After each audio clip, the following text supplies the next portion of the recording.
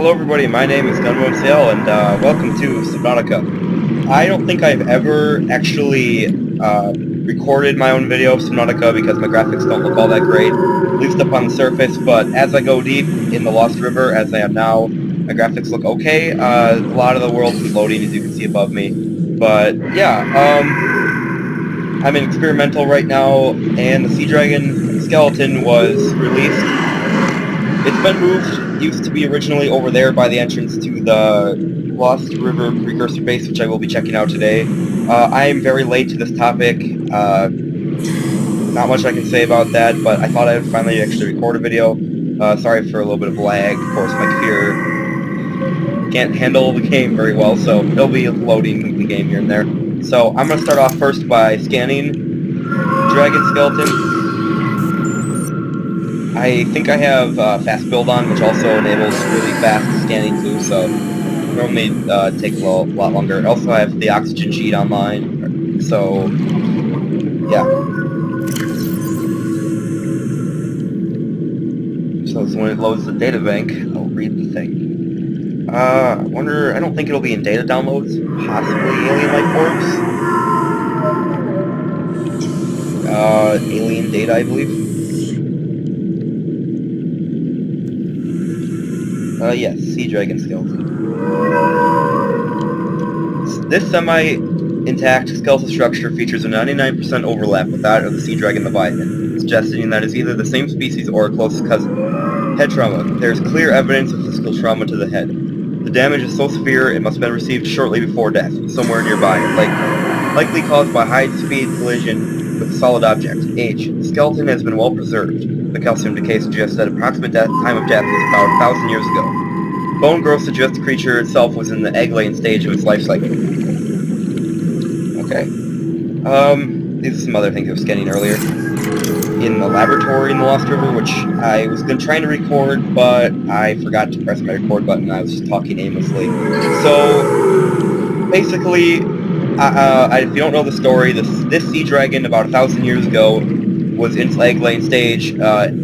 The precursors in the secondary research facility, which you can see in the background there, took the sea dragon's egg and put it inside the base, which I'll be showing you if it's in the version it should be.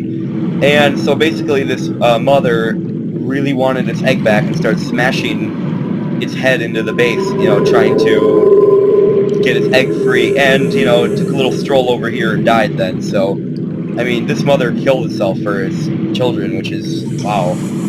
Or child, I'm really not sure. This is the Lost River Secondary Research Facility, which I just explained. The sea dragon just really wanted its egg and smashed the thing apart in pieces. I should be getting a... This alien structure appears to have collapsed to the sea floor. Cause unknown. Competing theories. Oh, they added a voice for that. Wow. Lag. Oh, wow. Wow. Okay, I think it's loading now. Okay, so yeah, they added a voice for that. I was about to say the same thing. Oh, I'm gonna turn off the pings quick. Okay. Here we go, ping manager. I'm gonna turn everything off. They also updated the life pods too. They actually tell information about them. So.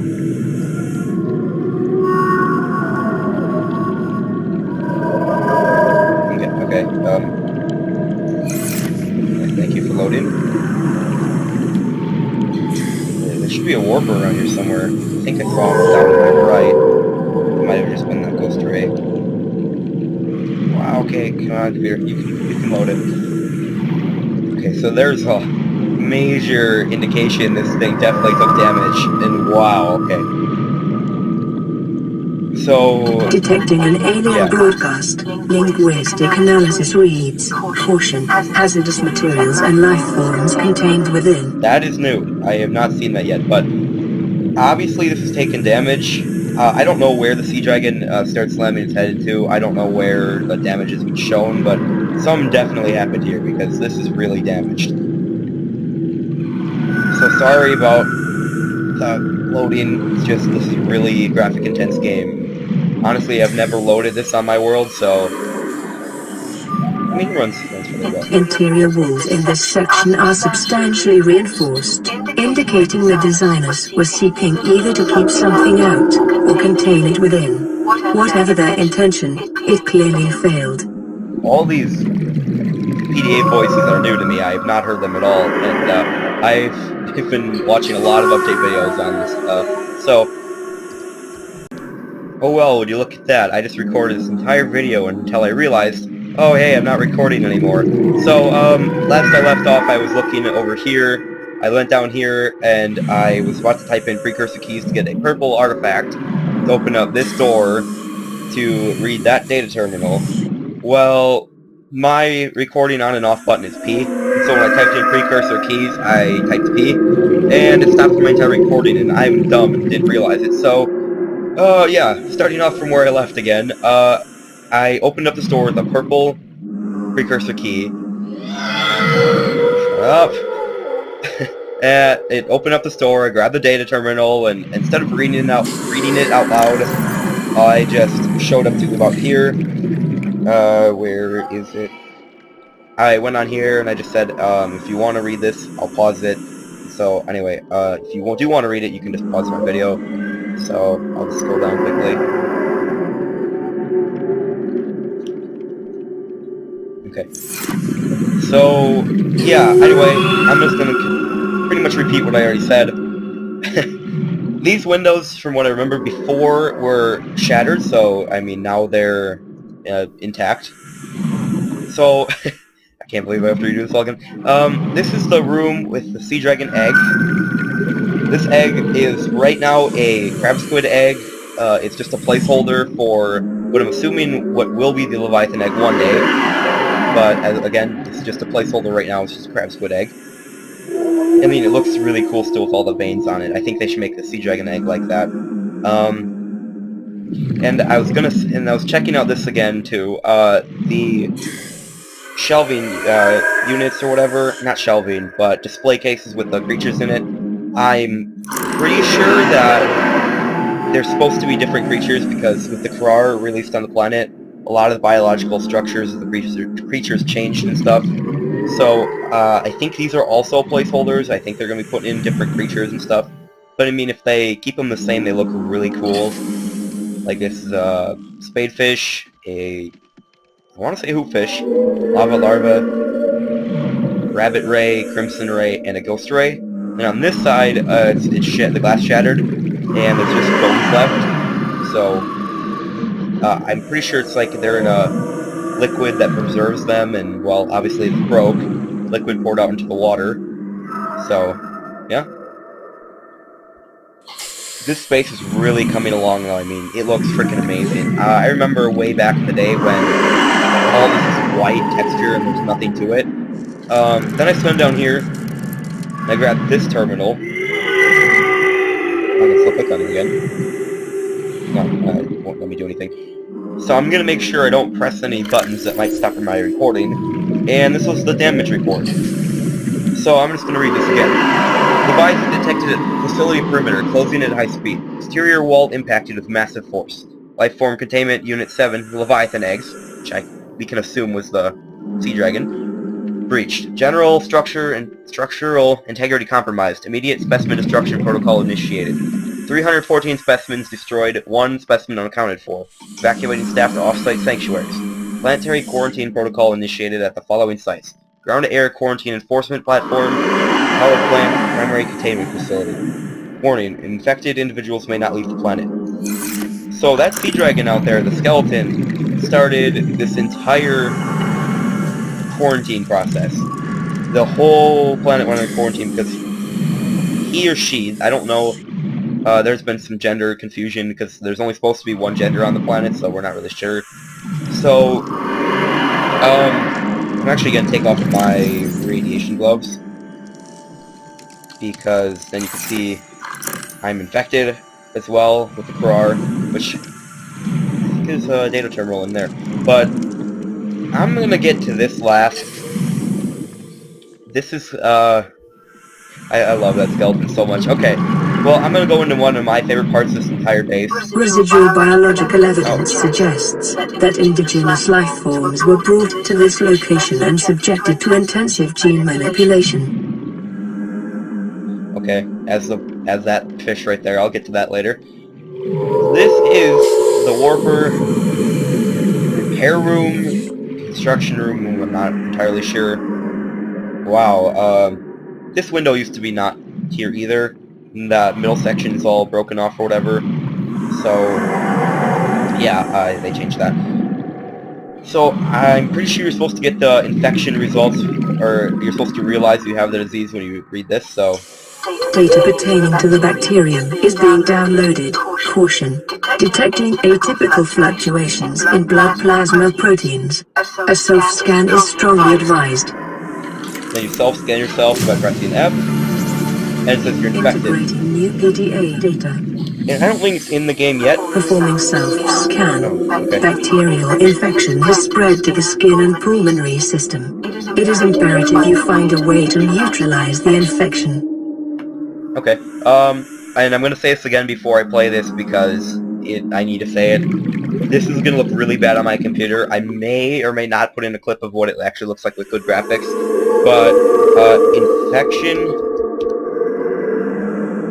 results, not results. Reveal. Making sure not to press P on my keyboard. Oops, this will let me down.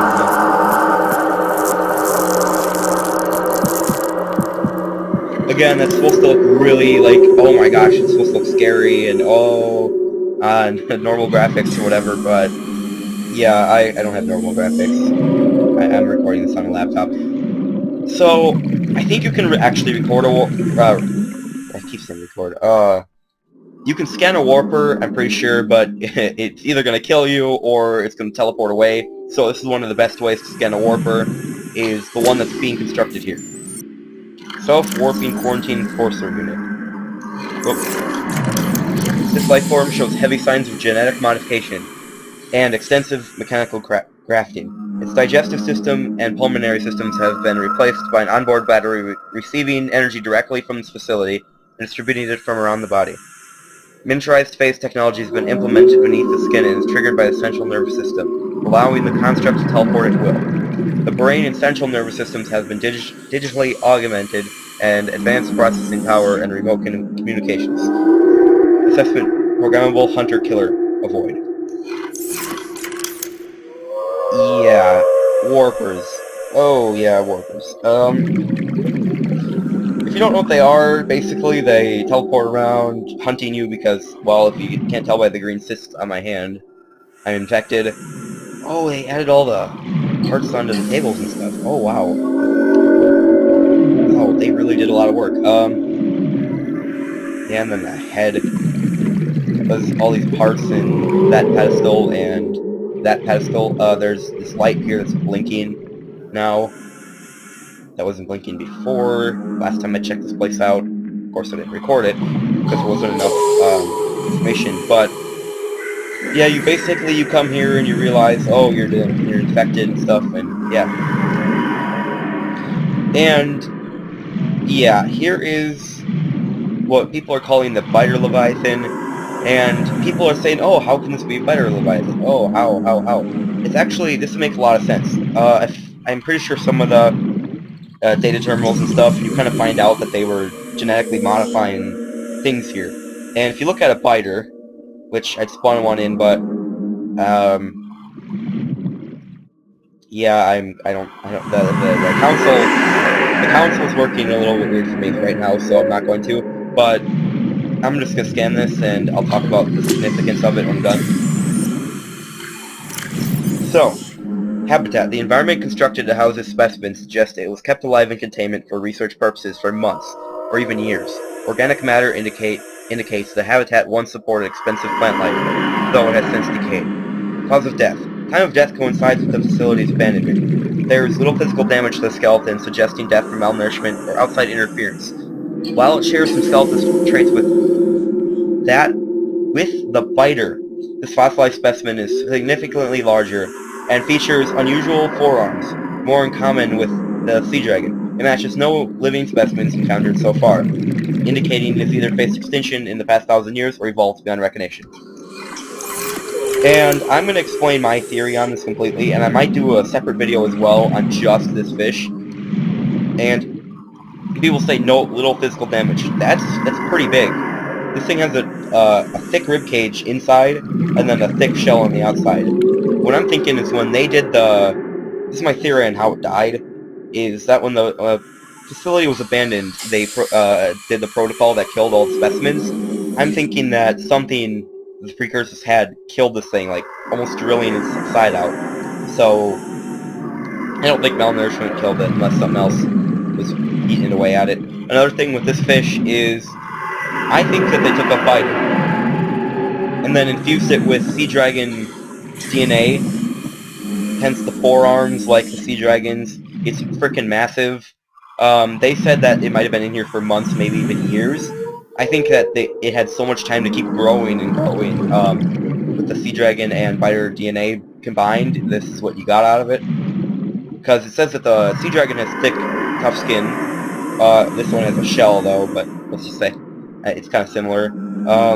It looks like a biter and has the forearms of similar to that of a sea dragon, so I think that they infused sea dragon DNA into a biter, and this is what you get. So people have been calling it the biter leviathan. It's obviously not a leviathan, but it's a good nickname for it. So this is kind of wrapping up my video. I would go down to the primary research facility down in the lava zone, but I can't teleport on my computer because it'd probably crash my game, so I'd have to swim down there, and I don't really feel like it. So, if you guys have any other suggestions what you want me to do on Subnautica videos, let me know. I was given a suggestion yesterday by someone to do a video on all the creatures in Subnautica, which is a great idea. Thank you to whoever that was.